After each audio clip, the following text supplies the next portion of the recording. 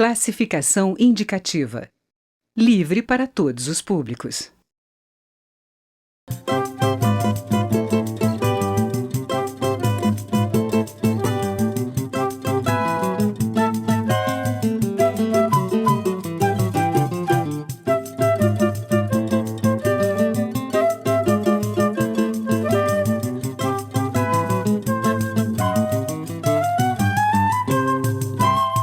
Está entrando no ar mais uma edição do Casa das Palavras, o programa de livros da TV Câmara. Hoje estamos aqui no estádio Mané Garrincha, que foi construído para a Copa do Mundo de 2014 e agora está recebendo a terceira edição da Bienal do Livro e da Leitura de Brasília. Claro que o Casa das Palavras veio prestigiar a Bienal e incentivar governadores, prefeitos, secretários de cultura a realizar também eventos semelhantes, porque, como diria o poeta Olavo Bilac, um país se faz com homens e livros. Agora vamos às nossas entrevistas? O gaúcho João Gilberto Nol é um daqueles escritores difíceis de definir. Seus personagens estão à margem da sociedade. São asilados, prostitutas, loucos. É um escritor do drama individual e escreve no presente. Afinal, quanto tempo de vida temos pela frente mesmo? João Gilberto Nol, muito obrigada pela sua presença no Casa das Palavras. Eu agradeço. Eu queria começar pelo fato de a sua obra ser escrita em primeira pessoa. Alguns personagens, inclusive, se parecem muito com você, porque são escritores, são autores. É uma obra que retrata o personagem como autor ou não? Eu acho que não. Eu acho que realmente não é biografista o meu trabalho. Não é? Mas realmente existe um ser humano aí que habita dentro de mim, não é? Que é um alter ego e que ele existe e vara por todos os meus livros. E por todos os personagens. Por todos os protagonistas, pelo menos, sabe? Sim. E esse homem realmente, ele tem momentos diferentes. Ele, num livro como A Fúria do Corpo, ele é mendigo, vive uma história de amor lancinante com uma mulher mendiga também. Já realmente em outros livros ele é escritor, como você falou, ou é ator. Eu gosto muito do personagem do ator, não é? As possibilidades de recriação da vida de um ator. E atores em crise, mas atores. Sim, a questão central, pelo que me parece, é sempre o drama interno que esses personagens têm. Uhum. Sejam eles atores, autores, prostitutas, mendigos, eles sempre têm alguma angústia interna a ser resolvida. É aí que realmente esse personagem seria o mesmo em todos os livros, porque a alma deles é a mesma, não é? A angústia deles realmente é a mesma. Realmente essa necessidade de algo mais, esse sentimento de insuficiência que eles têm. Eu imagino então que você foi buscar uma das suas referências em Nelson Rodrigues, porque eu estou vendo muito do Nelson quando você me fala da questão do cerne do drama humano, de que todo humano tem sempre a mesma angústia, sempre a mesma explicação pelo seu desenvolvimento, e que são questões que não estão na capa, digamos assim, não estão à vista para a maioria das pessoas, são questões bem guardadas lá dentro. Ah, sim, realmente. Em primeiro lugar, eu sou realmente amante do Nelson Rodrigues, né? Gosto muito, mas realmente há uma insuficiência nos personagens. Há uma insuficiência, não é? Há uma tentativa de conseguir algo mais do que eles conseguiram até agora. Nesse sentido, você se consideraria um escritor existencialista? Nesse sentido, eu sou um escritor existencialista. Até digamos, no cerne da questão existencialista, lá com Sartre, Camus, Simone de Beauvoir, não é? Na minha adolescência, eles eram heróis, mais do que escritores e filósofos, não é? Memórias de uma Moça Bem Comportada, de Simone de Beauvoir, é um livro-chave para mim. Eu também queria aquela liberdade que ela demonstrava no livro. Realmente é isso, é uma tentativa de fazer do drama humano um picadeiro literário, não é?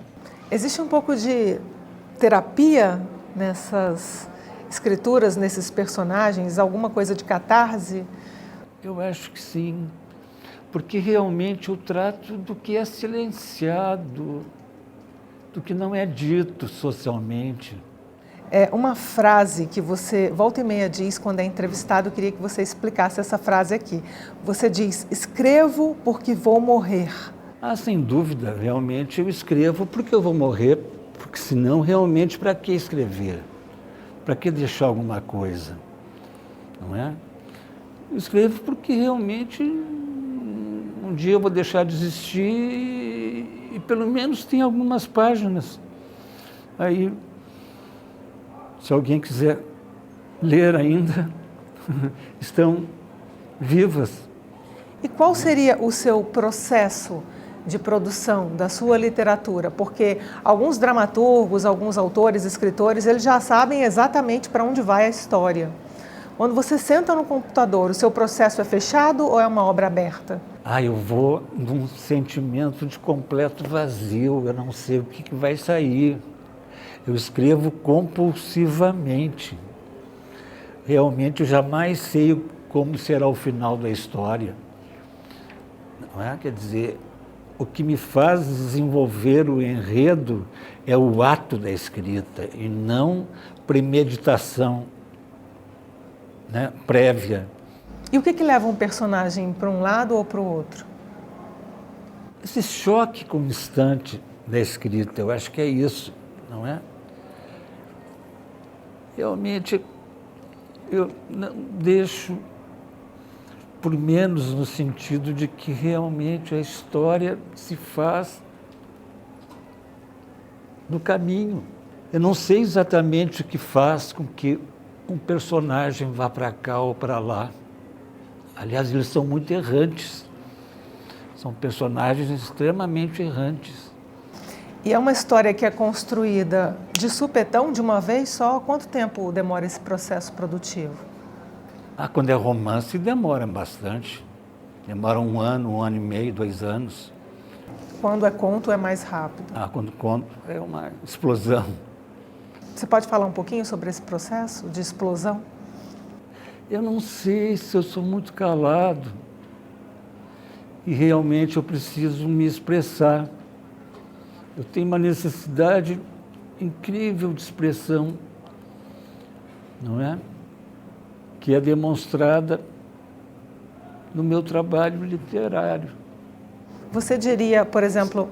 Não, explosão é justamente essa coisa inominável, que não tem outra palavra senão esta explosão, essa coisa que faz com que você realmente projete para fora de si um sentimento, tipo um artista plástico, abstrato, não é? Eu vejo Pollock aí, projetando tintas, não é? E eu escrevo um pouco assim, projetando o que eu mesmo não sei muito bem o que seja, não é? Eu realmente sou um escritor do inconsciente. Eu escrevo com o inconsciente. E por que a maior parte dos seus romances, eles têm um cenário, digamos assim, solar? existem histórias que se passam em Copacabana, por exemplo. Mas os personagens, eles sempre têm um lado sombrio. É de propósito esse paradoxo nas suas obras? Eu adoro o sol, não é? Eu adoro o verão, adoro calor. E realmente eu acho mais trágico o verão, sabe? Essas paixões dentro de um ambiente solar, eu acho que funcionam melhor, né? Em conexão com esse lado sombrio, essa dialética aí, eu acho que realmente funciona bem. A ambiência solar, por um lado mais sombrio, mais carente de luz. Existe alguma mensagem que você queira passar com esses personagens tão sombrios, personagens que vivem em asilos, desinstitucionalizados, mendigos? Desfamiliarizados. Exato, sem nome. Existe alguma mensagem para a sociedade de mercado que a gente vive, que você queira passar com esses personagens? Não existe uma mensagem, não. Agora, pode resultar em mensagem o que eu escrevo, mas não é alguma coisa premeditada, não é? Eu não penso no leitor quando eu estou escrevendo. Penso no leitor numa segunda fase, que é uma fase mais de construção, de distanciamento, de realmente limpar o texto, burilar o texto, não é? Aí eu penso no leitor, sim, eu quero fazer o melhor para ele, não é? É um lado mais racional da criação aí, porque a primeira fase realmente eu quero escutar o meu inconsciente, escutar aquilo que eu não estou acostumado a escutar. É uma fase barroca. Excessiva. Claro que resulta num processo excessivo. Gilberto, só para a gente encerrar a nossa entrevista, você ganhou um prêmio muito importante, que é o Prêmio Jabuti, já publicou mais de 15 livros, entre romances, contos, inclusive a literatura para o público infantil. Alguma obra na gaveta? Eu estou escrevendo um romance, sim, mas tem muita estrada pela frente. Está muito embrionário ainda. Muito obrigada pela entrevista, Obrigado João Gilberto a você. Non. Vamos fazer um breve intervalo. Daqui a pouco, mais uma entrevista realizada aqui na terceira Bienal do Livro e da Leitura de Brasília. Mas antes, vamos ouvir o que os nossos deputados têm a dizer sobre livros. Eu sugiro para a leitura a epopeia portuguesa Os Lusíadas, de Luís Vaz de Camões. Ele conta a história do descobrimento dos caminhos marítimos para as Índias, feito pelo Vasco da Gama.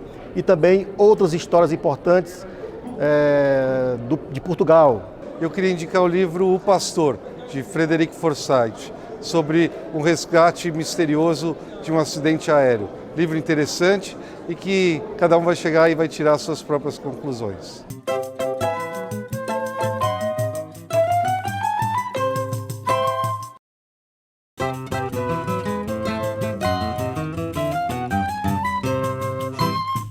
Estamos de volta com o Casa das Palavras, que foi todo gravado durante a terceira Bienal do Livro e da Leitura de Brasília, que aconteceu nesse prédio que a gente está vendo aqui atrás, o Estádio Nacional de Brasília, Mané Garrincha. E o assunto agora é televisão. As 2 primeiras décadas do século XXI registraram uma série de mudanças na televisão, e não só na produção do conteúdo, também na maneira como as pessoas assistem TV, que agora está disponível pelos celulares, pelos iPads, pelo computador. O jornalista Maurício Sticer analisou toda essa revolução no livro Adeus Controle Remoto. Ele veio a Brasília e conversou com a gente.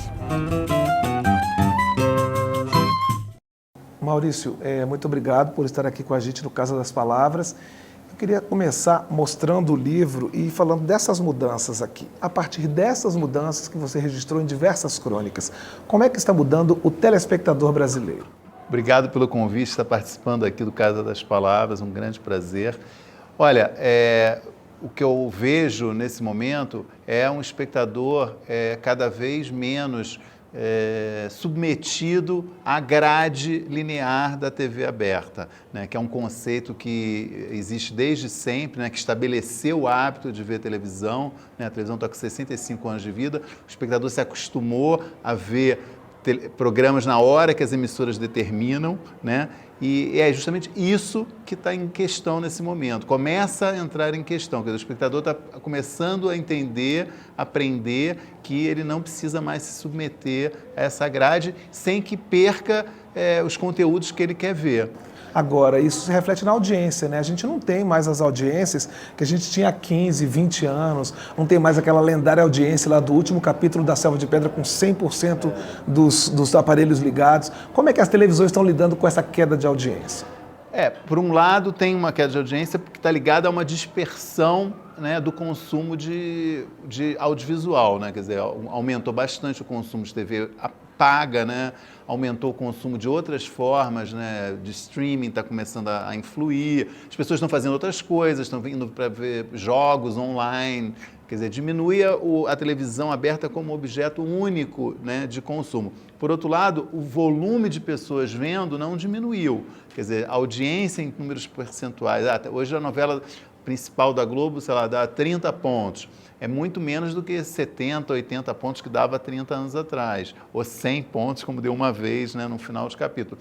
Mas esses 30 pontos correspondem, em termos nacionais, ainda a um universo bastante expressivo. Estamos falando de 30, 40, às vezes 50 milhões de pessoas que estão vendo ainda a mesma coisa. E que estratégias, que outras estratégias que as TVs abertas estão utilizando para manter esse telespectador? É o uso da internet, é a disponibilidade de capítulos de novelas ou de outros programas também em outras plataformas? Isso tá começando, né, a ficar bastante claro que algumas emissoras, especialmente a Globo, que é líder, estão se preocupando com essa questão, né? A Globo lançou em 2016 um novo aplicativo para você consumir a televisão via internet, né, o Globoplay, e tem feito já algumas estratégias que você vê que estão tentando capturar exatamente esse espectador que não quer mais ficar sentado no sofá esperando a hora de ver o programa, né? Essa série, por exemplo, Supermax, né, uma série de ficção científica que passou no segundo semestre de 2016, são 12 episódios. Ela colocou de uma só vez os 11 primeiros episódios na internet, para quem é assinante do serviço dela. Isso é uma revolução dentro da história da Globo, né? É quase um Netflix, né? Netflix colocaria os 12. A Globo ainda colocou só os 11 na esperança que o último episódio ela vai obrigar o cara que viu os 11 por acaso pela internet, ele vai ter que ver na televisão, né? Mas isso mostra realmente um esforço grande de tentar atender um novo espectador, né? Então, quer dizer, as emissoras não estão vendo mais a internet como uma concorrente, mas como uma aliada. Ou não? Ainda não dá para dizer isso? Eu acho que não dá para dizer isso, e eu acho que a Globo está muito à frente das demais, né? Eu acho que as outras emissoras de TV abertas, as grandes, né, nacionais, ainda estão bastante atrasadas, né? Maurício, muita gente ainda reclama do baixo nível de parte da programação da TV aberta, né? E uma busca de audiência a qualquer custo. Você acha que essas mudanças podem também melhorar o nível da TV? Podem obrigar as emissoras a correrem atrás disso? É uma boa pergunta, uma reflexão difícil de se fazer assim, né? Quer dizer, eu acho que eu discuto bastante isso no livro que eu trato. Que de um lado, o futuro já começou, né? Que são essas opções hoje que você tem de ver televisão de novas maneiras, né? E por outro lado, um atraso persistente que é justamente a programação de baixa qualidade. O que explica, eu acho, essa programação de baixa qualidade? Ainda é uma ideia de que a TV comercial brasileira depende de audiência, né? Os executivos das emissoras precisam mostrar números de audiência para vender publicidade. E, quando não estão conseguindo fazer isso com programas interessantes, fazem com qualquer coisa para levantar audiência, né? Acho esse um conceito realmente ainda vigente, né? Ainda funciona aparentemente em alguns casos, né? Você vê que algumas emissoras ainda fazem muito isso, e não sei te dizer, quer dizer, até que ponto você consegue oferecer em outros lugares. se o público estiver realmente migrando, saindo, se isso vai afetar, vai obrigar quem apela para sensacionalismo, baixaria, a fazer coisas melhores. Eu não sei, é uma boa questão que eu não sei realmente responder. A gente está falando só da TV aberta, mas e a TV a cabo? Ela também sofreu um baque nos últimos anos, né, com concorrências novas. Como é que a TV a cabo está se modificando para atender essas novas exigências? Eu acho que é uma grande incógnita, realmente, né? Que a história da TV a cabo paga no Brasil, ela é meio atribulada, assim, ela demorou para engrenar, né? Quer dizer, em 2000 só eu acho que em 2009 ela deu um salto, conseguiu chegar a 6, 7 milhões de assinantes, e em 2015, aí, ajudada por um período de certo crescimento econômico, chegou a 19 milhões de assinantes em 2015, né? E estava caminhando para chegar em 20 milhões. Que ainda é um percentual muito pouco dado à população brasileira. Exatamente, né? Mas o pior é que começou a cair. Né? Chegou num momento que foi o ápice, que eu acho que foi 19,7 milhões de assinantes, e aí começou a cair e regrediu a patamares anteriores, já está hoje em 18, perdeu acho que 1 milhão de assinantes em um ano. Por que perdeu? Em parte, eu acho que por causa da crise econômica. É cara a TV paga no Brasil, né? Um pacote de TV básico é caro ainda para a média da população. Mas eu acho que também perdeu um pouco porque tem gente falando, eu não quero mais assinar um pacote de 300 canais, que eu só vejo 3, 4 ou 5 canais, sabe? Não preciso disso, né? E, de fato, tem opções mais baratas que não substituem integralmente, mas que podem ir compensando, né, o seu negócio, o seu interesse, né? Tipo Netflix, ou mesmo se você, com TV digital que está para... Né, está sendo instalada a TV digital. Você não precisa, tem muita gente que assina ainda a TV paga, assina um pacote de TV a cabo para ter uma imagem boa da Globo, uma imagem boa da Record, porque ela tem TV analógica e não funciona bem em casa. Agora com a TV digital vai funcionar bem, você não precisa mais assinar um pacote de TV paga para ter uma boa imagem da Globo, né? Então isso também eu acho que vai afetar a TV a cabo no Brasil. Você coloca no seu livro uma questão interessante, você questiona se há um excesso de oferta, né? Com tudo isso que a gente viu, você acha que tem mesmo? E você acha que o telespectador, às vezes, ele não consegue saber como escolher, ele não tem informação prévia sobre aquele conteúdo? Como é que é agir diante de tanta oferta? Se não me engano, ano passado, os Estados Unidos produziu 350, 400 novas séries, fora as que já existiam, que estavam em segunda, terceira, quarta, quinta temporada. Isso dá uma sensação que realmente não dá para ver tudo. E às vezes é angustiante, se você acompanha esse mercado, você fica vendo, está saindo essa série, está saindo aquela, está saindo... E você dá uma sensação ruim que, eu quero ver tudo e não vou conseguir, não vou ter tempo, né? Por outro lado, eu acho que a TV está cada vez mais segmentada. Eu acho que a tendência é também você procurar coisas dentro do segmento que você gosta, né? E aí a escolha acaba também ficando mais fácil por esse lado. Se você sabe, eu gosto só de série policial, né? Então você vai achar um lugar ou vai procurar por aquilo e vai encontrar, né? Ou eu gosto só de reality show de gastronomia.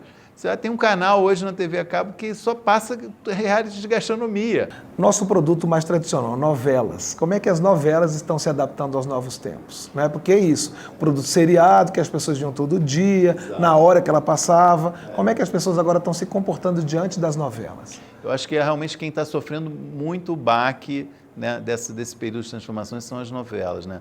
Quer dizer, acho que o brasileiro tem uma relação muito intensa com novela, né? A novela, ela não foi inventada aqui, mas ela foi desenvolvida, ganhou uma cara brasileira, né, nesses mais de 50 anos que tem novela no Brasil, né? O brasileiro adora isso. Porém, eu sempre falo, se você assiste uma boa série de televisão de 13 episódios, né? Se você tem a oportunidade de assistir uma série incrível, depois você assiste uma segunda série incrível e você vai para a novela, é difícil você voltar para a novela, sabe? A série te oferece um entretenimento que é mais fácil nesse sentido, é mais rápido, acaba mais rápido, tem menos enrolação, é mais intenso, né? Então eu acho que tem um impacto sobre novelas, sim, esse período que a gente está passando, e a queda na audiência é um reflexo disso, e a tentativa das novelas se adaptarem também a esse movimento é muito interessante, né? Você vê hoje as novelas buscando ter menos enrolação, né? Novelas que têm um ritmo muito mais intenso, novelas que os autores não ficam guardando muita carta na manga, o cara fica, tudo que ele tem ele vai colocando, né? Porque ele está realmente preocupado que ele tem que capturar o espectador de qualquer maneira e que ele sabe que pelo menos uma parte daquele espectador já conhece outro tipo de divertimento, de entretenimento audiovisual e não vai ficar ali sentado esperando a novela. Outra coisa que você falou foi nos reality shows, né, que faz parte de um universo maior, que são os formatos, né? Quer dizer, a gente começou a importar muito formato de programa para desenvolver a versão brasileira. Isso também vai continuar? Você acha que esse é uma marca da televisão agora? Eu acho. É uma marca, eu acho, quer dizer, eu acho que é uma pena que o Brasil esteja desenvolvendo pouco o formato, porque eu acho que com a tradição que a gente tem de televisão, o conhecimento que tem, o know-how que tem no Brasil de televisão, o Brasil podia muito bem também estar sendo um exportador de formatos, né? Hoje a gente virou um importador de formatos, né? A gente compra programas prontos da Holanda, de Israel, da Turquia, de pequenos centros que entenderam que você não precisa ter uma televisão gigantesca para produzir programas de qualidade, né? Acho ruim que a gente não esteja fazendo e acho ruim que também a gente esteja simplesmente reproduzindo coisas fazendo versões de programas que tem no mundo inteiro. Acho um sinal assim, ruim para a diversidade da televisão, né? Quer dizer, você vê, sei lá, vamos pegar o MasterChef, por exemplo. Você vê um MasterChef brasileiro, um MasterChef australiano, um MasterChef colombiano, um MasterChef americano, tudo igual, né? Ou, sei lá, esse de The Voice, que tem na Globo. São programas idênticos, né? Com cor local, mas é uma coisa esquisita, né? Acho que perde um pouco a graça da diversidade que é a televisão, né? Maurício, muito obrigado pela sua participação aqui no Casa das Palavras e sucesso para o livro Adeus Controle Remoto. Obrigado. Estamos na frente do Estádio Nacional de Brasília, Mané Garrincha, uma arena multiuso que, além de jogos de futebol, abriga também eventos culturais, como a terceira Bienal do Livro da Leitura de Brasília, onde essa edição do Casa das Palavras foi toda gravada. E agora chegou o nosso tradicional momento de indicar livros. Da editora do Senado Federal, Petrônio Portela de Oswaldo Lemos, é uma reunião de pronunciamentos, trechos de entrevistas e outros escritos relativos a um dos mais importantes políticos brasileiros. Estamos chegando ao final de mais um programa. Entre em contato com a gente, pode ser pelo e-mail casadaspalavras@câmara.leg.br ou então pelo telefone no 0800 619 619. Lembrando que você pode assistir a qualquer episódio do nosso programa em câmara.leg.br/Casa das Palavras. Antes de encerrar, a gente deixa você com uma frase do dramaturgo e escritor britânico William Somerset Maugham. Existem 3 regras para escrever ficção. Infelizmente, ninguém sabe quais são elas. Obrigado pela sua audiência e até a próxima!